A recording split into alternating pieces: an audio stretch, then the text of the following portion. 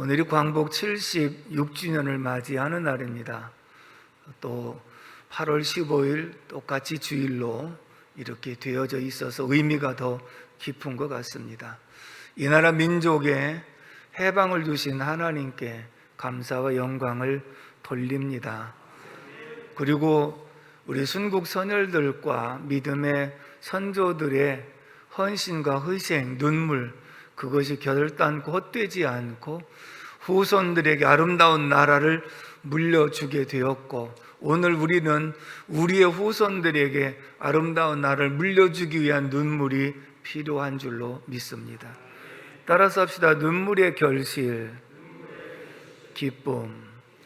눈물의 결실이 바로 기쁨이라고 하는 말씀이 오늘 소개되어 있어서 그렇게 제목을 잡아봤습니다. 저는 해방을 직접 경험하지 못한 세대입니다. 그렇지만 부모님을 통해서, 어르신들을 통해서 그 생생한 간증을 직접 들었던 세대입니다. 간접 경험을 했어도 직접 경험하신 분들의 내용을 들었던 세대이기 때문에 훨씬 더 실감이 납니다. 그래서 해방 맞던 그날 온 동네 사람들이 모두가 밖으로 뛰쳐나와서 남녀노소를 불문하고 붙들고 얼싸안고 그렇게 울며 기뻐했었다. 그리고 일제의 만행이 얼마나 악독했었는가에 대한 그런 내용들을 말씀하시면서 나중에는 집안에 밥그릇까지도 다 공출해 가고 양식도 뺏어가고 정말 힘들고 어려운 그런 과정을 겪으셨다 하는 말씀을 통해서 간접적으로 이렇게 경험을 했었던 그런 세대이기도 합니다. 부산에 있는 어느 교회에 이 광복절 예배에 대한 내용이 있었는데, 돌아가신 원로 목사님과 은퇴하신 장로님들이 계실 때는 오늘같이 광복절과 주일이 겹치면 광복절 기념 예배를 드리지만, 만약에 월요일이 광복절이면 월요일날 별도로 광복절 기념 예배를 위해서 모였답니다.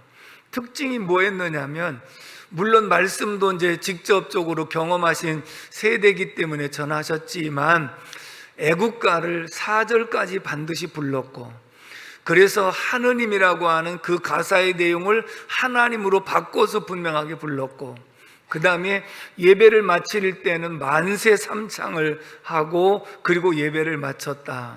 그 이제 후임된 분들이 뭐라고 전하느냐 하면, 그분들이 생생하게 전하는 그 간증을 통해서, 그 말씀을 통해서 우리가 정말 이 역사를 잊어서는 안 되겠구나 라고 하는 것과, 간접적인 경험이지만 직접 경험하신 분들을 통해서 그런 말씀을 듣고 있기 때문에 역사의식이 확실하게 심어지게 되었다라고 하는 그런 간증이었거든요. 자, 요즘에 저 같은 경우는 직접 경험하신 분들을 통해서 간접 경험을 했고 증거하지만, 그러면 이후의 세대는요, 간접 경험한 분들도 없을 수 있거든요. 그러면 지금 현재 유초등부나 유치부나 중고등부 학생들 같은 경우에는 광복절은 그냥 단순히 공휴일이라고 하는 인식으로 끝나버린다고 한다면, 역사의식이 없을 때는 역사 왜곡이 있는 거거든요. 그럼 역사 왜곡이 결국은 이 나라의 장래를 잘못되게 만드는 결과까지 초래하므로, 오늘 우리는 말씀을 통해서 해방의 의미와 그리고 이 역사의 주관자가 하나님이시라는 사실을 다시 한번 새롭게 인식하는 시간이 되기를 주님의 이름으로 축복합니다. 성경은 이렇게 말씀합니다. 신명기 24장 18절의 말씀을 읽어보도록 하겠습니다. 시작. 너는 애굽에서 종되었던 일과 내 하나님 여호와께서 너를 거기서 속량하신 것을 기억하라. 이러므로 내가 내게 이 일을 행하라 명령하노라. 아멘. 애굽에서 종되었던 일과 그 가운데에서 너희들을 속량하여 해방시키신 하나님을 기억하라. 여러분, 이스라엘 백성들은요, 몇천 년 전에 출애굽한 사건을 지금도 기억하고 지금도 지키고 있거든요. 6월절에 이 절기를 통해서 하나님이 애굽에서 종되었던 우리의 조상들을 건져내사 홍해를 건너고 광야를 거쳐서 가나안 땅에 인도하여 오늘에 이르게 되었다고 하는 내용, 다시 말하면 해방을 주신 분은 하나님이라는 사실을 이들은 기억하고 있는 줄로 믿습니다. 그러면서 오늘 배경이 되어지는 바벨론 포로 가운데에서 해방을 시켜주신 분도 하나님이라고 하는 사실을 기억하라, 이렇게 말씀을 하고 있듯이 오늘 저와 여러분들도 이 민족에 해방을 주신 하나님을 기억할 수 있기를 주님의 이름으로 축복합니다. 하나님이 하신 일을 잊어버리게 되면 자기가 잘해서 된 줄 알고 교만할 수밖에 없는 것이고, 하나님이 하신 일을 잊어버리고 역사를 잊어버린다고 한다면 결국은 나라도 생명도 오히려 지킬 수 없는 이런 가운데 있게 되어짐을 우리에게 말씀해 주고 있거든요. 지금도 역사의식에 일본 사람들은 이러한 강제징용이라든지 위안부라든지 이런 문제들을 자기들은 부인하고 있잖아. 아직도 제대로 해결이 되지 않고 있는 그런 문제들을 보면서, 특별히 독도는 자기네 땅이라고 지금도 우기면서 교과서에 이 내용을 싣고 있으니 그것을 배우고 있는 이 어린 세대들은 이 땅이 우리 땅인데 한국 사람들이 강제로 저걸 뺏어갔구나 라고 하면 앞으로도 그 역사의식을 그대로 가지고 있다고 한다면 아마 전쟁을 일으켜서도 빼앗을 수 있는 소지도 있는 것이기 때문에 우리는 역사의식을 분명히 갖고 그것을 과거의 모든 역사의 내용을 잊지 않고 기억하는 것이 곧 애국하는 길이 되는 줄로 믿습니다. 본문의 배경을 보면 이스라엘 민족이 바벨론에게 BC 586년에 멸망을 당하고 많은 사람들이 포로로 잡혀갔습니다. 그러니 고국에 남은 사람은 부녀자들과 어린아이들 뿐이니까 전쟁의 폐허와 가난과 질병과 말할 수 없는 고통이 있고, 그 다음에 포로로 끌려간 사람들은 70년 동안 포로로 끌려가서 노예 생활을 하고 있기 때문에 안팎으로 말할 수 없는 고난과 고통을 겪고 있었습니다. 더군다나 나라를 빼앗아간 나라는 바벨론이기 때문에 당시의 최강대국이거든요. 그렇기 때문에 이 강대국이 무너지지 않는 한 이들은 포로에서 돌아올 생각조차도 못하는 거예요.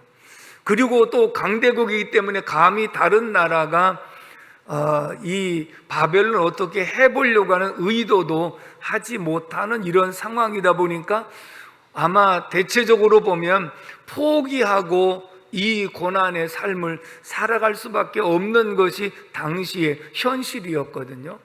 그런데 이제 하나님이 약속하신 내용은 무엇이냐면 포로 생활 가운데 70년이 차면 너희를 다시 돌아오게 할 것이다라고 약속하신 것은 있는데, 그 약속을 믿고 기다리는 사람도 있겠지만 그 약속이 희미해져서 과연 될까라고 의심하는 사람이 있을 수가 있는데, 그러나 당시의 신생국이었던 메대와 바사가 연합으로 해서 이 바벨론을 칩니다.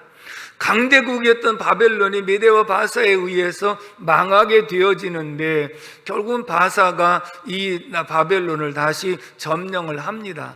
그러나 포로된 입장에서는 바벨론의 포로가 된 사람이 메대의 바사의 포로가 또 될 수밖에 없는 상황이기 때문에 희망이 없는데, 바사왕 고레스가 새로 점령하고 난 다음에 칙령을 내렸는데 모든 히브리 민족은 다시 고국으로 돌아가도 좋다 하는 내용과, 그 다음에 바벨론이 성전에서 빼앗아 왔던 금그릇, 은그릇 이런 것도 다시 돌려보내고, 그리고 성전을 건축하고 예배를 회복하라고 하는 칙령이 내리는 것의 그 말씀을 들었던 백성들이 뭐라고 고백을 했느냐? 오늘 1절의 말씀을 다 같이 읽어봅니다. 1절 말씀 시작. 여호와께서 시온의 포로를 돌려보내실 때에 우리는 꿈꾸는 것과 같았도다. 아멘. 꿈꾸는 것 같았다. 야, 과연 이게 정말 생시냐 꿈이냐 이렇게 생각을 한 거예요. 도무지 인간적인 수단과 방법으로는 불가능해 보인 일을 하루아침에 이렇게 이루어진 것을 보면 정말 우리는 꿈꾸는 것 같았습니다. 여러분, 우리가 일본에 36년 압제를 당하면서 해방을 맞았을 때에 우리가 과연 해방을 맞을 수 있을 것이다 이렇게 생각한 사람들은 많지 않거든요. 그런데 갑자기 일본 천황이 항복을 선언하고 그리고 해방을 맞게 되었을 때 모두가 꿈꾸는 것 같았어요. 그래서 정말 이게 꿈인지 생시인지 나가서 서로 얼싸안고 그리고 꼬집어보고 그러면서 기쁨을 만끽할 수 있었던 것은 바로 여호와께서 시온의 포로를 돌리실 때 우리는 꿈꾸는 것 같았도다. 하나님이 하신 일인 줄로 믿습니다.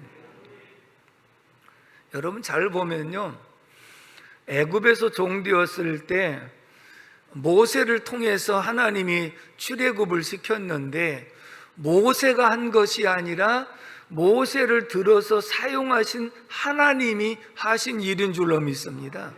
왜냐하면 바로에게 열 재앙을 내리신 분도, 홍해를 가르시는 분도, 광야에서 만나를 내리신 분도, 가나안 땅까지 인도하신 분도 하나님이시기 때문인 줄로 믿습니다.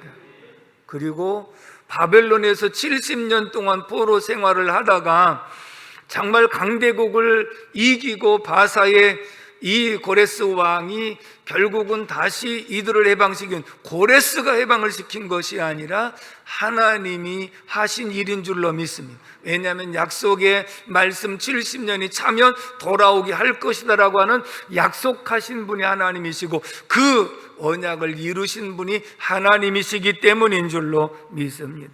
다시 말하면 우리나라에 해방을 주신 분도 결국은 미국의 원자탄을 통해서 항복을 했지만 결국은 하나님이 역사의 주관자요, 모든 흥망성쇠의 주관자이기 때문에 하나님이 하신 일인 줄로 믿습니다. 결국 오늘 우리에게 이걸 말씀하고자 하는 거예요. 하나님이 하신 일이다. 그러므로 이 나라 민족을 위해서 하나님께 기도해야 된다. 장래도 하나님께 달려있다. 그 하나님을 의지하고 눈물로 기도를 심어서 기쁨의 단을 거둬야 될 것을 우리에게 말씀하고 있는 줄로 믿습니다. 그래서 출애굽기 14장 15장에 보면 출애굽을 하고 나서 하나님 홍해를 건너고 나서 찬양했던 모습과 같이 오늘도 바벨론에서 포로 가운데에서 돌아오면서 꿈꾸는 것 같이 찬양했던 내용, 해방을 찬양했던 그런 내용이 이 말씀 가운데 기록되어 있는 줄로 믿습니다. 그렇다면 오늘 이 말씀을 통해서 우리에게 교훈해 주시는 것 두 가지만 생각합니다. 먼저 첫 번째는 2절에서 3절의 말씀을 다 같이 읽어봅니다. 시작. 우리 입에는 웃음이 가득하고 우리 혀에는 찬양이 찼었도다. 그때 문나라 가운데에서 말하기를 여호와께서 그들을 위하여 큰 일을 행하셨다 하였도다. 여호와께서 우리를 위하여 큰 일을 행하셨으니 우리는 기쁘도다. 아멘. 따라서 합시다. 해방을 주신 분은 하나님이시다.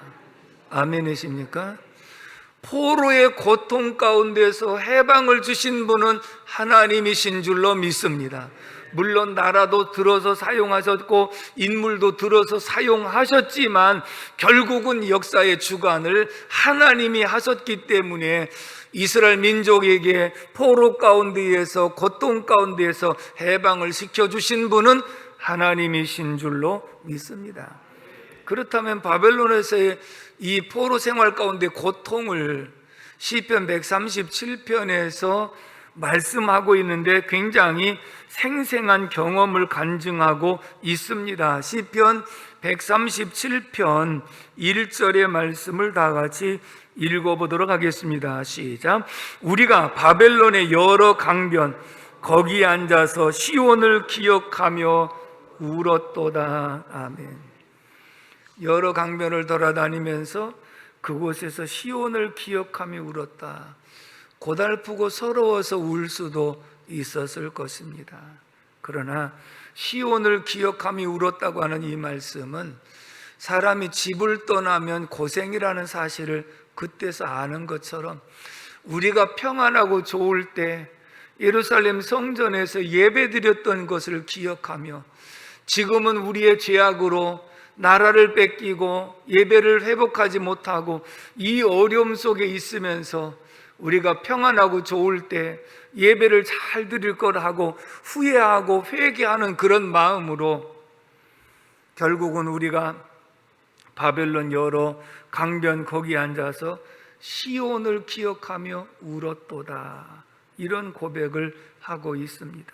자기들의 죄 때문에 망해버린 조국을 기억하고 울었고, 평안하고 좋을 때 성전에서 예배드릴 때의 그 모습을 생각하고 우리가 이럴 줄 알았으면 더 예배에 집중하고 최선을 다할 것인데 그러지 못한 우리의 모습을 시온을 기억하며 울었다. 이렇게 고백을 합니다.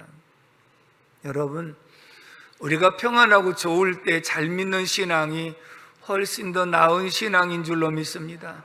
힘들고 어려울 때도 잘 믿어야 되겠지만 웬만한 신앙이라면 그럴 수 있는데, 그러나 평안하고 좋을 때 잘 믿는다고 하는 것은 더욱더 중요한 일이기 때문인 줄로 믿습니다. 다시 말하면 오늘 우리들이 이렇게 힘들고 어려운 속에서도 예배드릴 수 있었던 것, 평안할 가운데서 예배드릴 수 있었던 것, 하나님의 전적인 은혜인데 우리의 믿음이 흔들리지 않는 역사가 있어야 될 줄로 믿습니다. 시편 137편 2절로 3절의 말씀을 읽어보도록 하겠습니다. 2절 말씀 시작. 그 중에 버드나무에 우리가 우리의 수금을 걸었나니 이는 우리를 사로잡은 자가 거기서 우리에게 노래를 청하며 우리를 황폐하게 한 자를 기쁨을 청하고 자기들을 위하여 시온의 노래 중 하나를 노래하라 함이로다. 이 말씀 무슨 뜻이냐면 버드나무에다가 자기의 수금을 걸었다는 것은 사용하지 않겠다는 의미거든요. 왜냐하면 이 수금은 하나님을 찬양하기 위해서 만든 악기인데, 그래도 내가 포로에 잡혀서 하나님을 찬양할 수 있는 기회가 있을까라고 생각하고 가지고 갔는데 하나님 찬양하고 경배하고 예배할 수 있는 시간들은 없고, 오히려 원수들이 조롱하기 위해서 너희들이 하나님께 불렀던 찬양 좀 한번 해봐라, 수금 좀 한번 타봐라, 이렇게 말을 하니까 수금을 차라리 버드나무에 걸어놓고, 그리고 어떻게 내가 이방 땅에서 하나님을 찬양하는 노래를 이방 사람들에게 들려주고 그들을 기쁘게 하기 위해서 부를 수가 있겠느냐. 그러면서 4절 말씀에 우리가 이방 땅에서 어찌 여호와의 노래를 부를까? 6절 말씀을 다 같이 한번 읽어보겠습니다. 6절 말씀 시작. 내가 예루살렘을 기억하지 아니하거나 내가 가장 즐거워하는 것보다 더 즐거워하지 아니할진대 내 혀가 내 입천장에 붙을지로다. 이게 얼마나 고통스러운 고백인지 아십니까? 내가 하나님을 찬양하기 위해서 수금도 만들었고 하나님을 찬양하기 위해서 존재한 내가 오히려 이방 사람들이 조롱하려고 하나님을 노래하는 찬양을 해보라고 할 때 하나님 차라리 내 혀가 내 입천장에 붙어서 말 못하는 사람이 됐으면 좋겠습니다. 내가 어떻게 하나님을 찬양하는 내 입술이 이방 사람들을 즐겁게 하기 위해서 하나님의 찬양을 할 수가 있겠습니까? 다시 말하면 포로 가운데 영적인 고통을 심히 느끼는 거예요. 옛날 시온을 생각하고 옛날 평안할 때 예배드렸던 일을 생각하고 지금은 우리들이 잘못해서 나라를 뺏기고 예배를 회복하지 못하고 말할 수 없는 고통 가운데 조롱을 당하고 있는 내 모습이 하나님 차라리 제가 벙어리가 되는 것이 더 낫겠습니다 라고 하는 영적인 고통. 우리는 이런 고통이 오지 않도록 기도가 필요한 줄로 믿습니다. 결국은 우리나라도 일제치하에 그 어려움을 겪으면서 나라를 뺏기고 주권을 뺏기고 식량을 뺏기고 우리의 말을 뺏기고 창씨개명을 통해 성과 이름도 뺏기고 문화도 뺏기고 신사참배를 강요당하고 수많은 사람들이 죽고 감옥에 가두고 고문하고 7.3일 부대를 통해서 생체 실험까지 하는 잔인무도한 일들을 우리의 선조들이 너무 오랫동안 많은 고통을 겪었습니다. 우리는 잊지 않아야 되는 줄로 믿습니다. 용서는 하되 잊지는 말라고 말씀한 것처럼 우리들이 이 역사에 잘못된 것과 우리의 부족한 그런 부분들까지 잊어버린다고 한다면 또다시 위험한 상황에 빠질 수가 있고 역사의 왜곡을 내도 그것이 진짜인 줄 알고 잘못 오인하고 따라갈 수 있는 소지가 있기 때문에 오늘 우리는 다시 한번 역사를 올바르게 인식하고 하나님의 해방을 주셔서 꿈꾸는 것 같은 기쁨을 만끽할 수 있었다는 사실을 기억할 수 있기를 주님의 이름으로 축복합니다. 두 번째입니다. 본문으로 돌아가서 5절, 6절 말씀을 다 같이 읽습니다. 시작. 눈물을 흘리며 씨를 뿌리는 자는 기쁨으로 거두리로다.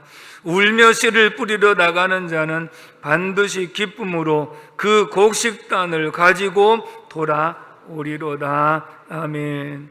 따라서 합시다. 지금도 눈물의 기도는 필요하다. 아멘이십니까? 자, 이 당시에 포로에서 해방을 맞고 너무나도 꿈꾸는 것 같은 큰 기쁨을 만끽을 했습니다. 그리고 돌아서서 한 기도가 4절 말씀을 다 같이 읽어봅니다. 4절 시작. 여호와여 우리의 포로를 남방 시내들 같이 돌려 보내소서. 이 말은 무슨 뜻이냐면요, 바벨론에서 포로가 귀환할 때 1차, 2차, 3차로 나눠서 귀환을 했거든요. 1차로 귀환한 사람들이 먼저 기도한 것은 하나님, 우리 남은 포로들을 속히 귀환할 수 있도록 도와주시옵소서, 이런 기도를 한 거예요. 여러분, 우리가 이 민족이 해방을 맞이했지만 아직도 일본과 풀어야 될 문제들은 산적해 있는 것을 볼 수가 있습니다.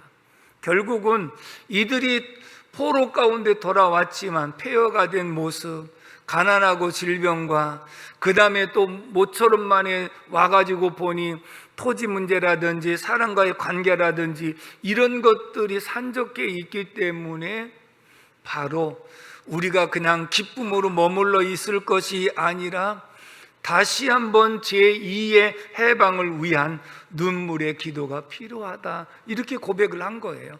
결국은 아직 돌아오지 못한 포로들을 돌아오게 하여 주시옵소서. 그리고 우리가 돌아와서 산적해 있는 이 문제를 위해서 우리가 눈물을 흘리며 기도할 수 있게 도와주소서. 그래서 결국은 이 눈물의 결실이 기쁨으로 열매를 거두는 역사가 있게 된 줄로 믿습니다. 그래서 이들은 확신하기를 눈물로 씨를 뿌리는 자는 기쁨으로 단을 거둘 것이고 울며 씨를 뿌리는 자는 기쁨의 단을 거두어진다고 하는 확신이 있었기 때문에 기도하게 되어진 줄로 믿습니다. 예수님도 말씀하십니다. 마태복음 5장 4절에 애통하는 자는 복이 있나니 그들이 위로를 받을 것이요, 애통하는 자가 복이 있나니 저가 위로를 받을 것이며, 누가복음 23장 28절에서 이렇게 말씀합니다. 예수께서 돌이켜 그들을 향하여 이르시되 예루살렘의 딸들아 나를 위해서 울지 말고 너희와 너의 자녀를 위하여 울라. 사랑하는 성도 여러분, 이 민족의 해방을 주신 분이 하나님이신 줄로 믿습니다. 우리 믿음의 선조들의 기도를 응답하신 분도 하나님이신 줄로 믿습니다. 그러나 아직 산적한 문제들이 많이 있습니다. 이 말은 우리 믿음의 선조들이 눈물을 흘리며 기도했던 열매가 우리들이 많이 거두었던 것처럼 우리 앞에 당면한 이 문제를 위해서 이제는 우리가 나라 민족의 장래를 위해서 눈물로 기도하고 그 결실을 후손들이 거둘 수 있는 나라가 되어지도록 우리가 눈물의 기도를 해야 될 줄로 믿습니다.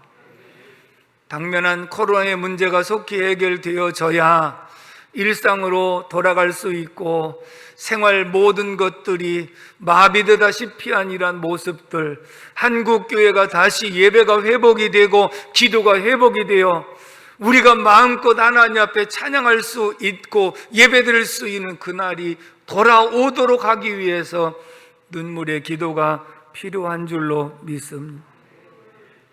이런 상황 속에서도 국회에서는 차별금지법, 처음에 차별금지법이라고 나오니까 용어 자체는 우리는 차별이 없어야 된다는 말 다 공감하고 좋은 말이잖아요. 그러나 그 속에 독소 조항이 들어있는 것이 동성애자가 잘못됐다고 말하는 것을 차별이라고 한다는 말이거든요. 반대에 부딪히니까 평등법이라고 이름을 바꿨습니다. 평등해야죠. 그랬더니 이제는 또 다시 하나 바꿔가지고 발의한 내용이 건강가정기본법입니다. 건강가정기본법입니다. 정말 건강한 가정 만들어야지요. 다 이름은 좋은데 그 속에 독소조항이 동성애도 차별해서는 안 된다, 그들이 잘못됐다고 이렇게 말하거나 반복하면 3천만 원 이하의 벌금형에 처하고 이것이 반복되면 계속 벌금을 물리고 그리고 그것도 안 되면 징역형을 살리겠다고 하는 그런 내용으로 지금 발의해서 국회의 계류 중에 있는 상황이지요. 우리의 후손들에게 올바른 가정, 건강한 가정을 물려주기 위한 눈물의 기도도 필요한 줄로 믿습니다. 사랑하는 성도 여러분, 우리가 광복절을 맞이하면서 하나님의 은혜를 다시 한번 감사하고 그리고 우리의 눈물의 기도도 결단코 헛되지 않고 기쁨의 열매를 맺게 하신 것처럼 끝까지 믿음으로 승리하는 저와 여러분들이 되기를 주님의 이름으로 축복합니다. 기도하겠습니다. 고마우신 아버지 하나님, 은혜와 사랑을 진심으로 감사를 드립니다. 광복절을 맞이해서 우리가 다시 한번 역사인식을 가질 수 있도록 도와주시고 해방을 주신 분이 하나님이시고 우리의 눈물의 기도를 받으신 분이 하나님이신 줄로 믿사오니 당면한 문제를 위해서 이제는 우리가 눈물로 기도하며 심을 수 있도록 인도해 주시고 후손들이 기쁨으로 단을 거두게 하여 주옵소서. 예수님의 이름으로 축복하며 기도합니다. 아멘.